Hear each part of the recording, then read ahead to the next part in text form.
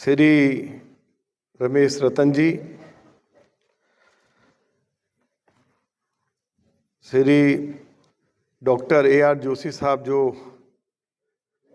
SC/ST federation के सम्मानित chief pattern हैं, श्री राजेंद्र प्रसाद जी सेक्रेटरी हैं SC पार्लियामेंट्री कमेटी के, श्रद्धेय भिक्षुगण, समता सैनिक दल के सभी वरिष्ठ सदस्यगण, आज के इस कार्यक्रम में सम्मिलित हुए सभी सम्मानित भाई और बहनों, आप सभी को जय भीम। मैं बहुत आभारी हूं श्री KP चौधरी जी का, डॉक्टर AR जोशी साहब का, कि आज के इस बहुत ही शानदार कार्यक्रम में मुझे भी पूज्य बाबा साहब को याद करने के लिए, उनके चरणों में नमन करने का जो अवसर प्राप्त किया है, मैं बहुत बहुत फेडरेशन के सभी सम्मानित पदाधिकारी गणों के प्रति आभार व्यक्त करना चाहता हूं।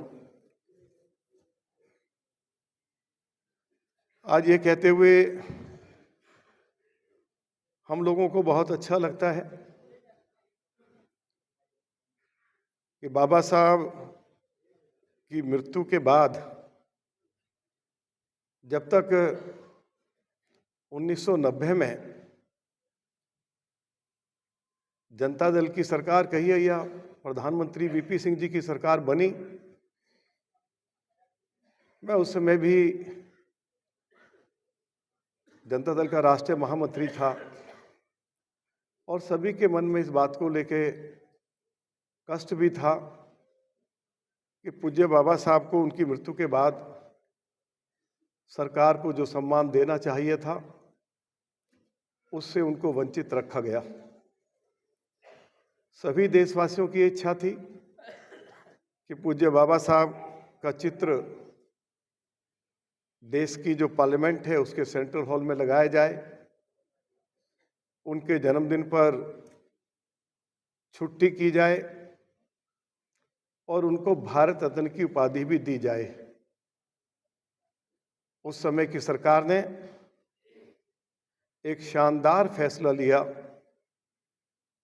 हम उसके लिए आभारी हैं। डॉक्टर AR जोशी जी ने आप सभी को इस बात की जानकारी दी, संविधान दिवस मनाने का फैसला 2015 में देश के प्रधानमंत्री श्री नरेंद्र मोदी जी के द्वारा लिया गया, क्योंकि संविधान तो 26 नवंबर 1949 को तैयार हो गया था और बाबा साहब ने उस समय की सरकार को देश का एक शानदार संविधान तैयार करके सरकार को के समक्ष प्रस्तुत कर दिया था। संविधान 26 जनवरी 1950 को लागू हुआ, लेकिन बनकर तो 26 नवंबर 1949 को तैयार हो गया था। तो पूरे देश भर में 26 नवंबर को संविधान दिवस मनाया जा रहा है। अभी हाल ही में देश की पार्लियामेंट का जो सेंट्रल हॉल है, सभी दलों के MPs ने बहुत ही धूमधाम के साथ संविधान दिवस मनाया। उसमें हमारी महामहिम राष्ट्रपति महोदया भी रहीं, प्रधानमंत्री जी भी रहे और उसमें लोकसभा के स्पीकर, राज्यसभा के डिप्टी स्पीकर, भारत के उपराष्ट्रपति और राज्यसभा में सदन के नेता श्री JP नड्डा जी, विपक्ष के नेता लोकसभा में और राज्यसभा विपक्ष के नेता भी उस शानदार कार्यक्रम में उपस्थित रहे। मुझे भी उस कार्यक्रम में उपस्थित रहने का सौभाग्य प्राप्त हुआ। हमें इस बात की खुशी है कि जहां 2015 में प्रधानमंत्री जी ने पूरे देश में ही नहीं बल्कि पूरी दुनिया में संविधान दिवस मनाने का फैसला किया, इसके साथ साथ पूरे देश में जो पंच तीर्थ बनाए गए, जहां बाबा साहब का जन्म हुआ महू में, वहाँ एक शानदार स्मारक बनाया जा रहा है। नागपुर में जहाँ उनकी दीक्षा भूमि है, जहाँ उन्होंने बौद्ध धर्म अपनाया, और लंदन में भी जहाँ उन्होंने अपनी पढ़ाई पूरी की, तो लंदन में भी एक शानदार स्मारक प्रधानमंत्री श्री नरेंद्र मोदी जी की सरकार की ओर से बनाया गया है। और दिल्ली में भी जहाँ बाबा साहब ने अंतिम सांस ली, हम 1989-90 में भी जब सरकार वीपी सिंह साहब की थी, तब भी हम लोग सड़कों पर उतरते थे कि बाबा साहब ने जहाँ अंतिम सांस ली अलीपुर रोड पर, वहाँ एक स्मारक बनाया जाए। लड़ाई लंबी चली, लेकिन प्रधानमंत्री श्री नरेंद्र मोदी जी की सरकार ने अलीपुर रोड पर भी जहाँ बाबा साहब ने अंतिम सांस ली थी, वहाँ एक शानदार स्मारक बनाया गया है। और हम लोगों से अपील भी करते हैं, आग्रह भी करते हैं कि ज़्यादा से ज़्यादा जो हमारी युवा पीढ़ी है वो ज़रूर स्मारक को जाके देखे, बाबा साहब से प्रेरणा मिलती है। इसके साथ साथ मुंबई में चैत्य भूमि, जहाँ उनका अंतिम संस्कार हुआ था, वहाँ भी स्मारक बनाया गया है। यदि आप जनपद पे भी जाएंगे तो डॉक्टर BR अम्बेडकर जो इंटरनेशनल सेंटर बनाया गया है, उसमें भी बाबा साहब की उस सेंटर के अंदर भी प्रतिमा लगाई गई है, बाहर भी प्रतिमा लगाई गई है, और दोनों प्रतिमा बहुत सुंदर हैं।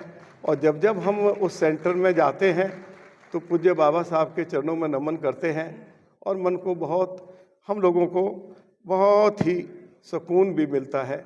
लेकिन एक बात को लेकर तो हमारी शिकायत मुझे अपने समाज से ही रहेगी, OBC के समाज से रहेगी। यदि बाबा साहब ने SC और ST के लोगों को आरक्षण दिया, तो जो आज OBC के लोग जो 27% आरक्षण पा रहे हैं, ये पूज्य बाबा साहब की कलम से ही हम लोगों को मिला था। और अच्छा होगा आज जिस तरह से हम बाबा साहब को, ये जो हमारी इंडिया फेडरेशन SC ST की, इसके साथ साथ जितनी भी हमारे OBC समाज के अलग अलग संस्थाएं हैं, फेडरेशंस हैं, सब मिलकर बाबा साहब का चाहे जन्मदिन हो, चाहे संविधान दिवस, हम लोग एक साथ मिलकर हमको मनाना चाहिए। क्योंकि पूज्य बाबा साहब ने आज जो 27% आरक्षण ये पिछड़े वर्ग के लोग पा रहे हैं, जब से आरक्षण लागू हुआ है OBC समाज के लिए, उससे पहले OBC समाज की क्या स्थिति थी सरकारी नौकरियों में, तो वो अगर कंपैरिजन करेंगे तो फिर लोगों को समझ में आएगा कि पूज्य बाबा साहब OBC के लोगों को भी अपनी कलम से जो दे गए थे, OBC समाज के लोगों को हमेशा हमेशा पूज्य बाबा साहब को उसी तरह से सम्मान और उनके प्रति उसी तरह से श्रद्धा व्यक्त करनी चाहिए जैसे हमारे SC ST समाज के लोग उनके प्रति सम्मान प्रकट करते हैं। वैसे तो सही बात यह है, आज पूज्य बाबा साहब के साथ चाहे कोई भी राजनीतिक पार्टी हो, किसी भी राजनीतिक पार्टी के कार्यकर्ता हो, सभी उनको सम्मान देते हैं, और ये बात हमको अच्छी भी लगती है। एक बात मैंने जो आपने एक प्राइम मिनिस्टर के लिए जो मेमोरेंडम तैयार किया है, उसमें एक विषय मेरे साथ जुड़ा हुआ है। वो विषय है तुगलकाबाद गांव में जो संत रविदास जी का मंदिर था। मैं उस गांव में पैदा हुआ हूँ। वो देश आमलात की ज़मीन थी, वो कोई सरकार की ज़मीन नहीं थी, वो गांव की ज़मीन थी। 1993 से लेकर 1998 तक जब मैं जनता दल विधायक दल का नेता था दिल्ली विधानसभा में, और उस समय मैं DDA का मेंबर भी था, उस समय भी DDA ने वहाँ पे तार लगा दिए थे। श्री रतन सिंह जाटव हमारे रविदास जी के नाम पर जो संस्था बनी हुई है, उसके अध्यक्ष थे। तो जब मुझे उन्होंने इस बात की जानकारी दी तो मैं डीडीए के अधिकारियों को लेकर संत रविदास जी के मंदिर पर पहुंचा था। मुझे वो समय भी याद है 1959 का, जब भारत के भूतपूर्व प्रधानमंत्री श्रद्धेय बाबू जगजीवन राम जी ने इस मंदिर के रेनोवेशन का काम अपने कर कमलों द्वारा किया था। वो समय भी मुझे याद है, हम छोटे छोटे होते थे। लेकिन जब तारबंदी कर दी, डीडीए के अधिकारी मेरे साथ थे और मैंने कहा ये सब तार तूर उठा के बाहर फेंक दो, इनको कोई तार नहीं लगेगा। और संत रविदास मंदिर की जो ज़मीन है वो पूरी तरह से जो कमेटी हमारे गांव के लोगों की है वही सारी मैनेजमेंट उनके हाथ में रहेगी। और हमने तार उठा के फेंक दिए थे। मैंने रतन सिंह जी से एक आग्रह किया था कि रतन सिंह जी, ये जो मामला हाई कोर्ट में चल रहा है इसको आप वापस ले लीजिए। कोर्ट, सुप्रीम कोर्ट से हम लोग नहीं जीत पाएंगे। कारण क्या है, जो गलती हुई सरकार से, मैं आज यहाँ कोई राजनीति करने के लिए नहीं खड़ा हुआ हूँ। उस समय सरकार दिल्ली में भी कांग्रेस की थी, केंद्र में भी कांग्रेस की थी। जब ये ज़मीन फॉरेस्ट को ट्रांसफ़र की गई, उस समय यदि चिंता कर ली गई होती कि भाई जो मंदिर की ज़मीन है उसको ट्रांसफ़र नहीं किया जा सकता है, वो एक भूल हुई थी। सुप्रीम कोर्ट में ठीक से पक्ष रखा गया नहीं और आखिर सुप्रीम कोर्ट ने जो फैसला दिया वो देशवासियों को स्वीकार नहीं था। लेकिन आज मैं आप सभी के बीच में ये बात कहने के लिए खड़ा हुआ हूँ कि ये मेरे गांव का संत रविदास मंदिर है और मैं आज उस एरिया का पार्लियामेंट का मेंबर हूँ।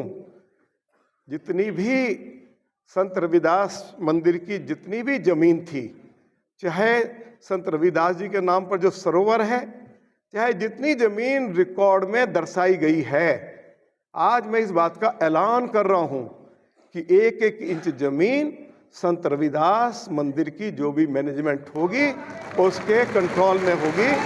और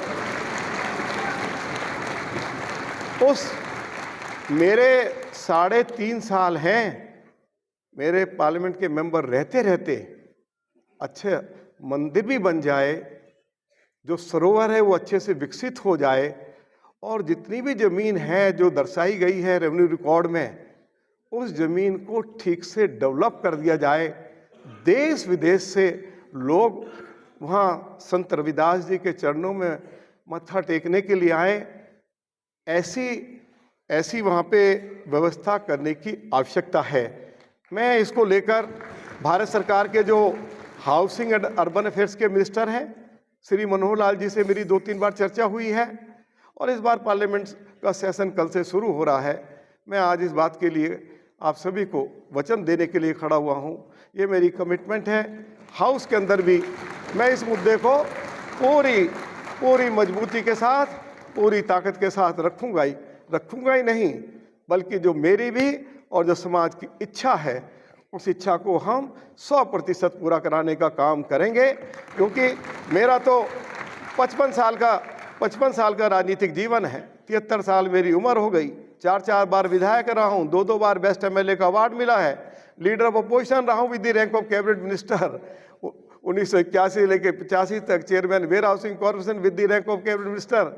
लेकिन अब मुझे मेरा ये राजनीति से अब मुझे और 3.5 साल के बाद चुनावी राजनीति से अलग हो जाना ही है, तो मेरी इच्छा ये तो रहेगी कि मेरे गांव तुगलकाबाद में जहां संत रविदास जी का शानदार मंदिर था, उस मंदिर को अच्छे से विकसित किया जाए। 1-1 इंच जमीन संत रविदास मंदिर की जो मैनेजमेंट है उसको वापस दिलवाकर मैं दम लूँगा। ये आज संविधान दिवस के इस अवसर पर मैं सभी जो भी हमारे सम्मानित भाई बहन आज के संविधान दिवस के समारोह में एकत्रित हुए हैं, उनके बीच में इसकी मैं वचन देने के लिए खड़ा हुआ हूँ। इन्हीं शब्दों के साथ मैं एक बार फिर हमारे जो फेडरेशन के जो सम्मानित सभी पदाधिकारीगण हैं उनके प्रति बहुत बहुत आभार व्यक्त करना चाहता हूँ कि संविधान दिवस के अवसर पर जो ये कार्यक्रम आयोजित किया गया है उसमें मुझे भी आप सभी के दर्शन करने का, अपनी बात रखने का जो मौका दिया गया है उसके लिए भी मैं बहुत बहुत आप सभी के प्रति आभार व्यक्त करता हूँ। और अंत में ये कहता हूँ, हमारे डॉक्टर AR जोशी साहब जो निरंतर समाज के लिए हमेशा संघर्ष करते रहे हैं, मेरा उनका रिश्ता कोई आज नया रिश्ता नहीं है। हम 35-40 साल से एक साथ मिलकर, हम चाहे वो SC ST के लोग हों, चाहे OBC के लोग हों, हम उनके लिए संघर्ष करते रहे हैं। और अंत में एक बात कहकर मैं अपनी बात को समाप्त करूंगा। जब VP सिंह साहब ने मंडल कमीशन की रिपोर्ट लागू की थी, OBC के लोग तो मुझे सड़कों पर कम दिखाई दिए थे, लेकिन आज मैं ये कहने के लिए खड़ा हुआ हूँ कि उस समय SC समाज के लोग, ST समाज के लोग OBC समाज के लोगों से ज़्यादा सड़क पर दिखाई दे रहे थे। जोरदार तरीकों से उन्होंने इस मंडल कमीशन की जब रिपोर्ट लागू की गई, जब OBC समाज को 27% आरक्षण उस समय की सरकार ने दिया, तो आप लोगों ने जो अपना आशीर्वाद दिया था OBC के समाज के लोगों को, हमेशा हमारे SC ST समाज के प्रति, उनके प्रति हमेशा ऋणी रहना चाहिए। आपका ये कर्जा है।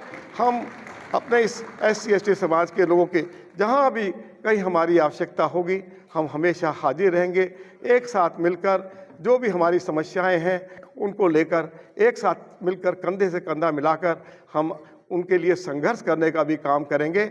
यही आज के इसमें मौके पर आप सभी को अपनी ओर से आश्वस्त करना चाहता हूं। आप सभी का बहुत बहुत धन्यवाद। जय भीम, जय भारत।